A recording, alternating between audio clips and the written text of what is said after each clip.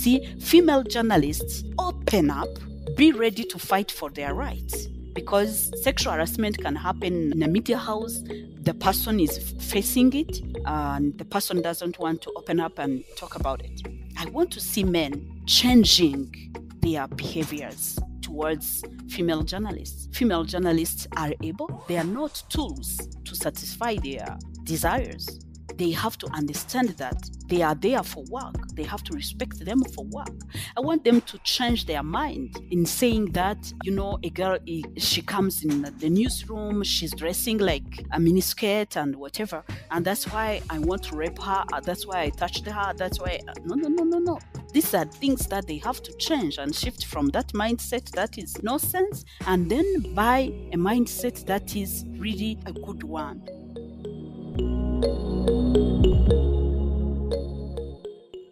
Imagine a world where we have gender equality and equity in and through media. That is our mission at African Women in Media. I'm Dr. Yemisi Akimbobola, your host, and this is Her Media Diary, a podcast that captures the lived experiences of African women working in media industries. In this episode, I'm joined by Regine Akalikumutima, a remarkable teacher, termed media owner and gender activist from Rwanda. Regine shares her personal experiences and involvement in the Kigali Declaration on the Elimination of Gender Violence in and through Media in Africa by 2034, which has been a pivotal step in addressing gender violence in media across Africa. Her journey into media was sparked by the challenges she observed as a teacher. Many of her students struggled with issues stemming from their home environments where gender imbalance and conflict were prevalent. This motivated Regine to launch her radio program, Tuliri Rwanda, meaning Let Us Educate Rwanda, which paved the way for her career in journalism. Throughout this series, we'll be in conversation with some of the signatories of the Kigali Declaration on the Elimination of Gender Violence in and through Media in Africa by 2034, which is an initiative co-designed with the African Women in Media community. And in these conversations, we'll find out how these individuals have implemented the tenets of the Declaration in their work as media practitioners. By inviting these voices into conversation, we hope to provide solutions to breaking down barriers faced by African women in media.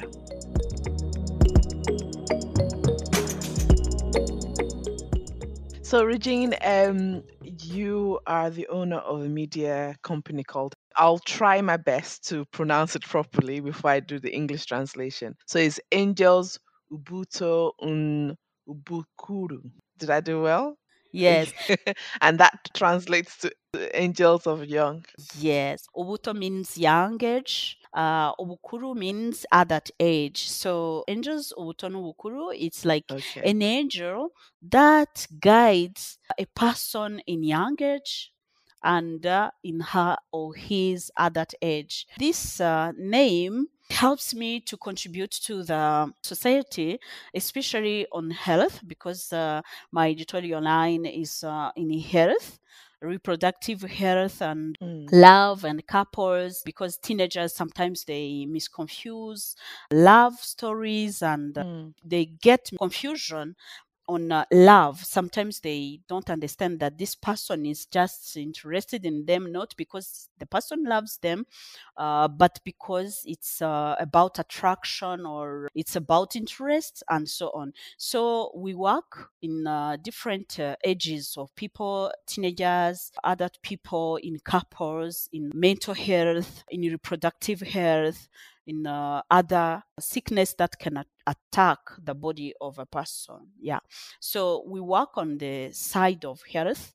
Yeah. That's Angels Uto Nobukuru.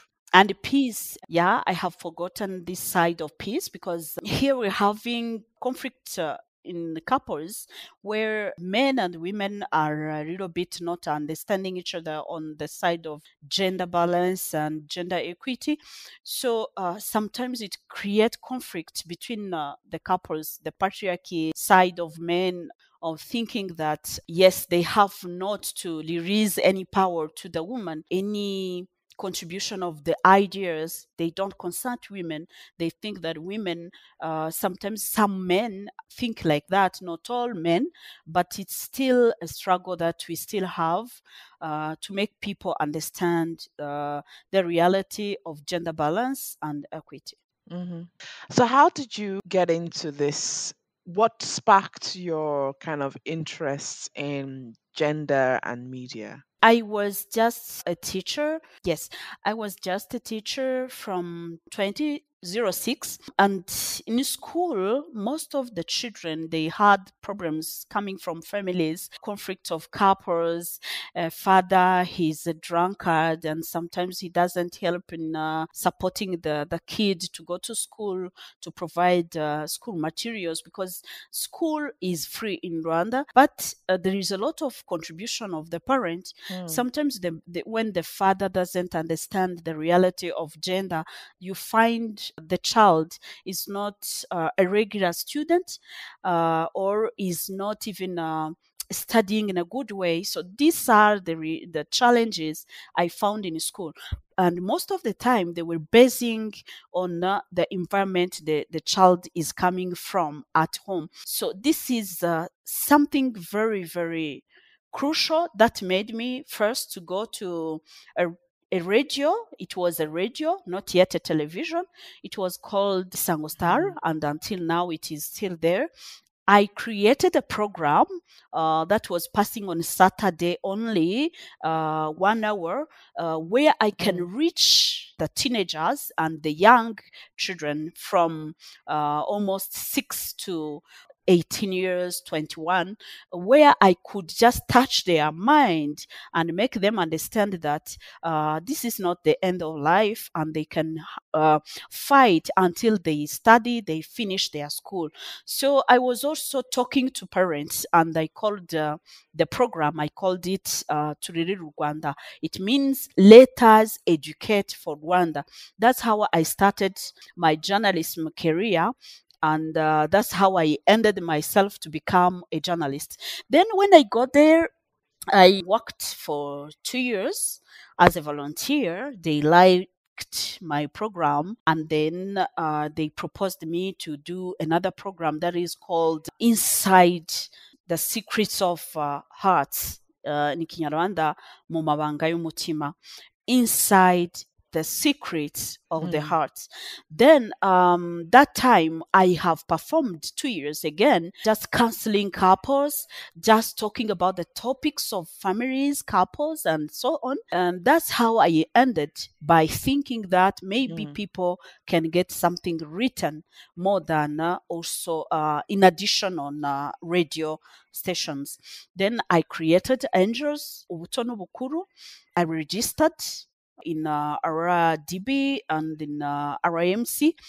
And then I went to Rura. I got the license. Then I started printing my newspapers that was called Angels Ubuto Nobukuru. It had 3 departments: Angels for Young, Angels for Adolescent, and Angels for Adult. Young, it was from 6 to 14 years old, and Angels for teenagers, it was from 15 to 18, 21.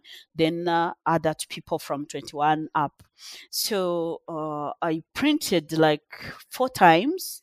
Then print disappeared because no one was buying, and it wasn't easy to sell. That's how I shifted from print and went online. Right. But this time, what I do, I just print something for schools. I organize myself. I make a PDF document, PDF number of Angels Ubutono Bukuru, that contains testimonies, messages to teenagers in schools. Then I go in schools, I distribute for free. I do it like twice a month, sometimes once a month, but it depends on my time, because I print only at home with my printer. I print on A4 paper. It's not expensive. And most of the time I have like 2 pages in color. Other pages are black and white. I don't feel like it costs a lot of money, but it takes only my time to imaginate, to collect the testimonies and so on. It normally contains like 8 pages, and it's only that. Yeah. And I have online, that is Angels Ubuto Nubukuru, but online it is angels.rwanda. .rw. Okay. All right, brilliant. So let's get to know you a bit better, Regine. Which part of Rwanda did you grow up? What was it like growing up for you? I was born in a southern province. I lived there like maybe 1 year and a half, because at Mm. 1 year and a half, my family has taken me to my aunt in Kigali. My aunt used to have one child of the same age like me, and she needed another child together, and she couldn't make another baby. So that's how my mom and dad, they decided just to give me to my aunt. Then I grow with my aunt in Nyamirambo in Kigali city. I started there in Yeah. Kigali. I started nursery in Kigali, primary in Kigali. Then I went to secondary school in an excellent school called the Science Bimana. It's a religious school, but it's a school of the government. Yes. Then after that, I went to university for 5 years, because I made 1 year of languages and 4 years of bachelor's degree.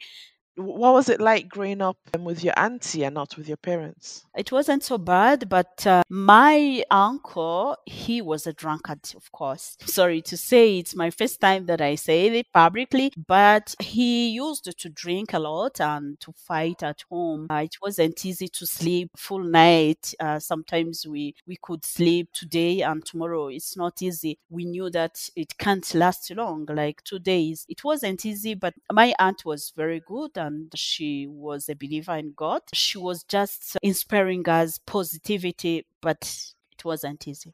Mm. She was working in one of the ministries in Rwanda. It was a long time ago, and she used to have money. It wasn't a problem of poverty. It was okay. It was a family that had everything. But the problem was the man. The man wasn't easy at all. And so, what impact did that environment have on you, would you say? I think until now, I didn't realize before that my past has impacted me during my journey to my daily life. But after all, when I observe my life, sometimes I think that it impacted me a lot, because it made me continue to observe a lot of children. They are growing like I have grown in a family where they don't have a peace of mind, where they can't sleep peacefully thinking that tomorrow life will be happy. So that's why I contribute a lot in supporting the children, but also I contribute in taking some children with me at school as a teacher. I have created a club. I called it Hope Club. Children Hope Club. It was a club where I could just put together the children, the students, and they can express themselves, their feelings, their invisible wounds can come out, and I can just support them, because I followed some courses on healing opportunities, especially trauma, stress, and violence in children. And I tried myself every time to support those kids, because we have many at school where they are coming from irresponsible parents, and I could just support in talking, in providing some school materials when I could find. Sometimes I could talk to the parent, other times I could provide even food, because when a parent is not stable, even to feed the kids become a problem. So it wasn't easy, and it influenced my actions there, but also my past influenced me until now to continue to fight for the cause of women. Our country, Rwanda, is a very, very good country with His Excellency Paul Kagame, who has political will to support women, to promote women, and to keep supporting them to go to school, to fight for work and get jobs and a lot. But he's not working in all sectors, because he is the president, but he's not a man at home in our families. He can't be everywhere. He can't be everywhere. That's the term, the real one.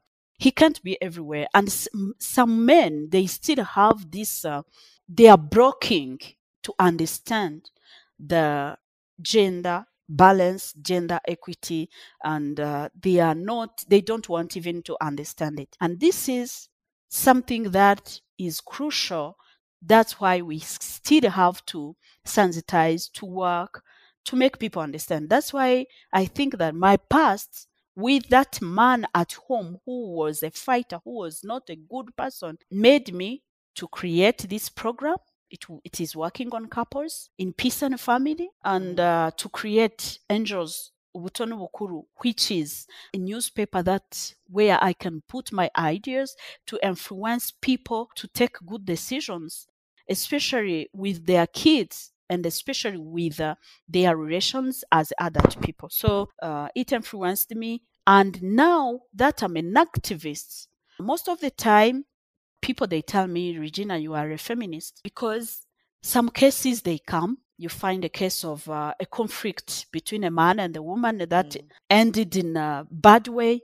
And when we discuss with the other journalists, they want to take side of the man. And you find that they are just doing it voluntarily. They don't want to understand the problem and the cause of the problem. Then I try to make them understand the cause of the problem, and they say, no, Regina, it's because you are a feminist. You just fight for women, but you don't understand men, which is not true. It's just that patriarchy of some journalists, some men. Hello, Immediate Diary listeners. Now, permit me to introduce you to the Kigali Declaration on the Elimination of Gender Violence in and through Media in Africa by 2034. And we here at AWiM call it the Kigali Declaration. It's a groundbreaking commitment by African women in media to bring gender equality, representation, and respect into every newsroom across the continent. By signing up, media organizations, professionals, platforms, regulators, and academics are pledging to tackle gender biases, amplify women's voices, and create safer, more inclusive work environments for everyone. Imagine a media landscape that treats every story with balance and every voice with dignity. Adopting the Kigali Declaration isn't just a commitment, it's a powerful step forward towards social change, and it starts with you and I. If you're ready to be part of this change, visit the official Kigali Declaration website at africanwomeninmedia.com/declaration to learn more and to sign up.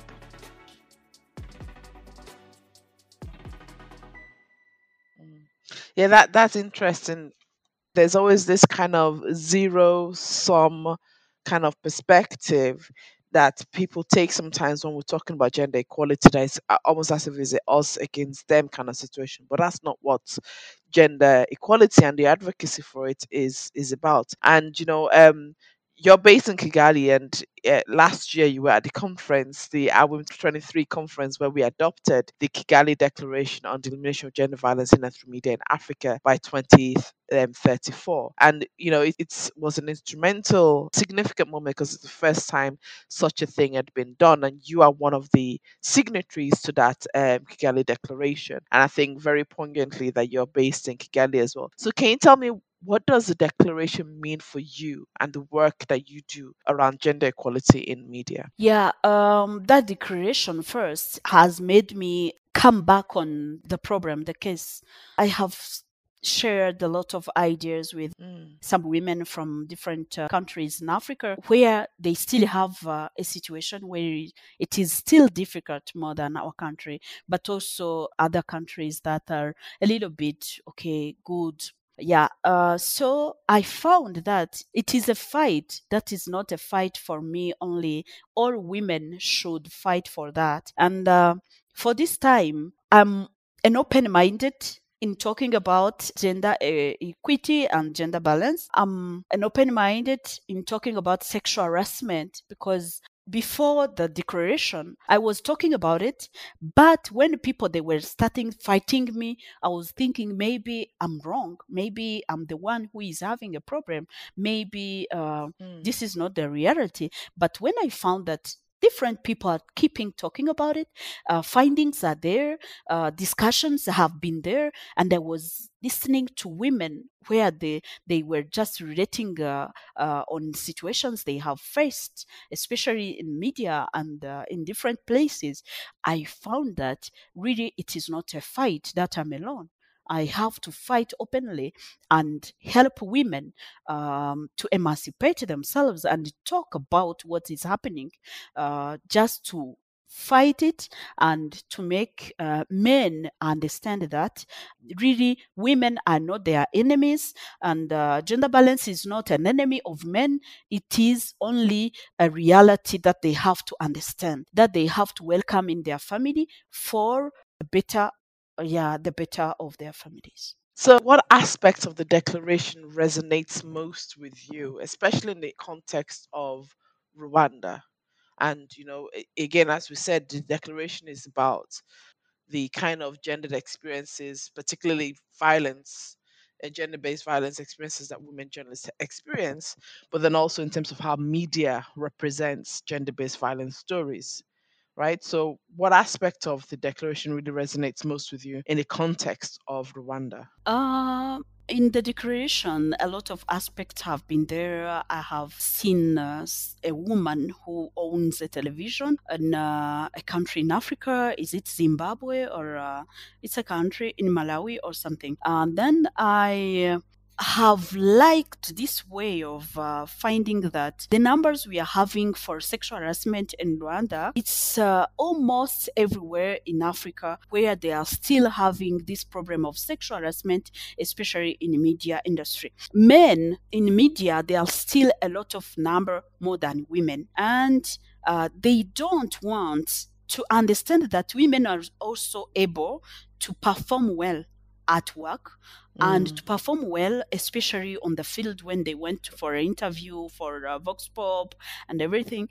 But in doing also hard news, here, some men, they don't trust in women. You may go in a media house and the owner or the chief editor is a man. And the man doesn't understand that you, as Regine, a woman, can just go to the field and do an economical story, a story on the budget line, analyze the budget, and see the gaps in the laws. So those things, they think that we are not brained enough to do that. So for men who attended the declaration, they have changed their mindset. I love the way before, when the research was being done before the declaration, I loved the way Arthur, he told us in a meeting of the presentation on anti-sexual harassment policy before we did it, and it was in the presentation on the findings that AWiM or you have done for you. Then he said, I didn't know that sexual harassment is present in our media houses. He said it. It means that if Arthur couldn't understand that this something can happen in a media house where he is, or in another media house, it means that a man with a bad character, but who is a leader in a media house, will not understand 10 times. Absolutely. That's why I loved the declaration. It has invited a lot of men. It attracted a lot of men. We were not women only, we were men and women. So they had the time to enjoy the truth, to understand the truth, and to be ready for changes. Women alone cannot fight this fight. No, not alone. They need men to fight together for changing the minds of people. Yeah. And I mean, I'm pleased that you mentioned kind of the kind of initial activity that we did before we got to the declaration. Because as you know, we had done research that looked at the lived experience of women journalists across Africa, but then also in this case, specifically in Rwanda as well, and presented it to different stakeholders. And like you said, it was really important to have those champions in the room, like Arthur Azimwe, who was then the Director General of RBA, who was able to champion and say, this is an issue that I want to do something about, right? So it's really important, like you said, that it's not just seen as a women only agenda, but it's a collective societal issue that needs to be addressed jointly. So being somebody that was in the process right from the beginning and also signature to the declaration, what are some of the things that you've done? And especially as a media owner yourself, what are some of the things you've done to implement the declaration? Yeah, everything must be implemented, but my media house is still small. I need to have more time for it, more investment to put in it, because we need to have enough hand on the policies like anti-sexual harassment. I have signed the anti-sexual harassment policy with the FOYO that FOYO has released. But to implement it is another thing, because I need first to train my journalists, the people I work with. I need to train volunteers I work with. I need also to have contracts that are printed with anti-sexual harassment. So these are things that I still need to work on, but not yet with enough means. I just influence other media houses to implement it and to buy the declaration, recommendations, and to understand why these recommendations have been there. We have signed them. So these are the things I can contribute by now, but are not enough. I still have a lot to do and a long journey to go. Absolutely. Like you said, it's one thing to have these kind of documents like the Kigali Declaration and even gender policies in newsrooms, right? But the challenge there is implementation. And then even when you implement, there's a process that needs to be done in terms of monitoring, evaluation, and keeping that momentum and interest beyond when these things become, pass on, because we have those moments, don't we, where the world is focused on an issue and then things move on. And really, it's really down to the advocacy and support of people like yourself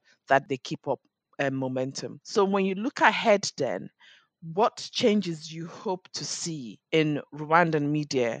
And just to give some context to that question, so now Rwanda, after we've done that research, you have the anti-sexual harassment committee, you have the anti-sexual harassment policy, you have the Kigali Declaration, right? So when you look to the future of media in Rwanda, what do you hope to see when it comes to things around addressing the kind of violence women journalists experience, and then also how the media represents gender-based violence? Yeah, first of all, we are just on a way of resettling the gender desk by the support of FOYO in a synergy that is putting together Women in Media platform that I'm the legal representative, AWiM, that is an association of female journalists also in Rwanda, and WIMOC, Women Media Owners for Change, an association of female owners of media houses. So we are just having a synergy. And the synergy has started to work. And we are working on, first of all, the gender desk that is operating for 2 years and see what's going on. The gender desk will help these women, because I want to see female journalists open up, be ready to fight for their rights. Because sexual harassment can happen in a media house.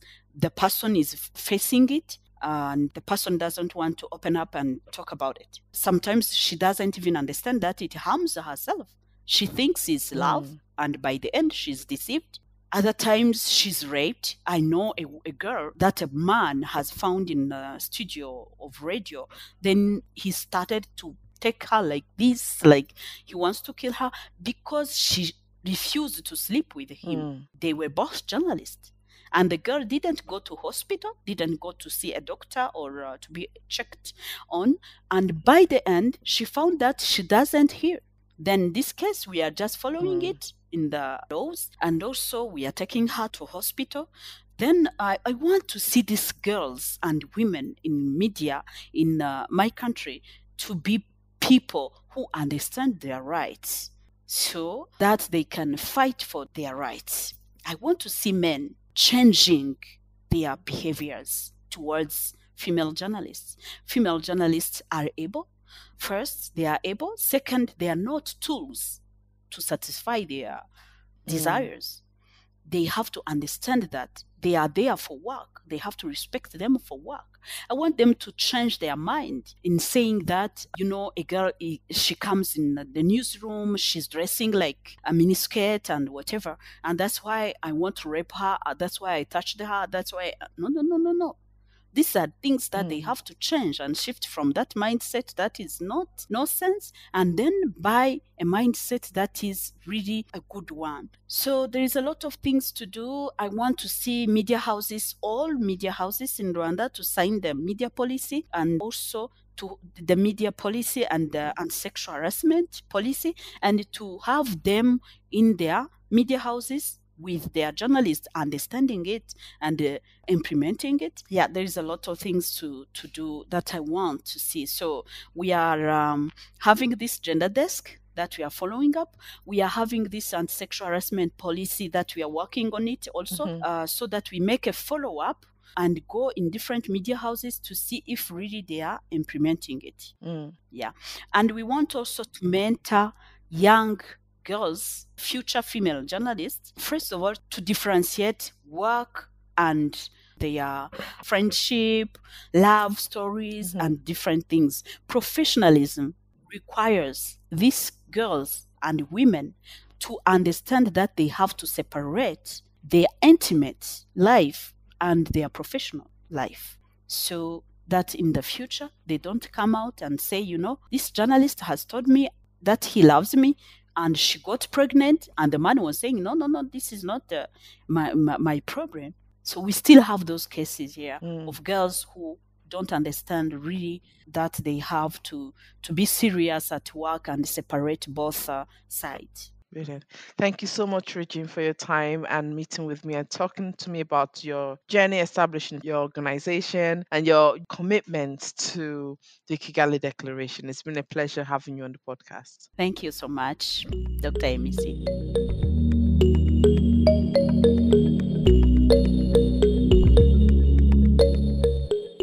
Regine's story is not just about personal growth, but about societal impact, and it all began with a deep-seated desire to address the conflicts she witnessed in her students' lives. As a media owner, Regine is aware of the challenges in implementing policies like anti-sexual harassment measures. However, she remains steadfast in her vision for a future of media houses in Rwanda, ensuring a safe and equitable environment for all journalists. Her story is a testament to the power of resilience and advocacy, reminding us that change is possible when we dare to challenge the status quo. Drop me an email at emc@africanwomeninmedia.com with your thoughts, and let me know if you'd like to join me on an episode of this podcast. To find out more about African Women in Media and our work, visit our main website at africanwomeninmedia.com. In the show notes, there's a list of organizations and resources to support you if you've experienced any of the topics discussed today.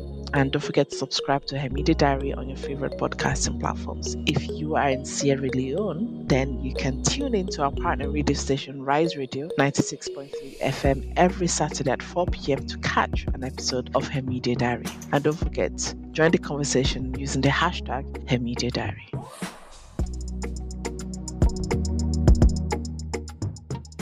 Her Media Diary is a product of African Women in Media, an NGO advocating for gender equality in the media industry.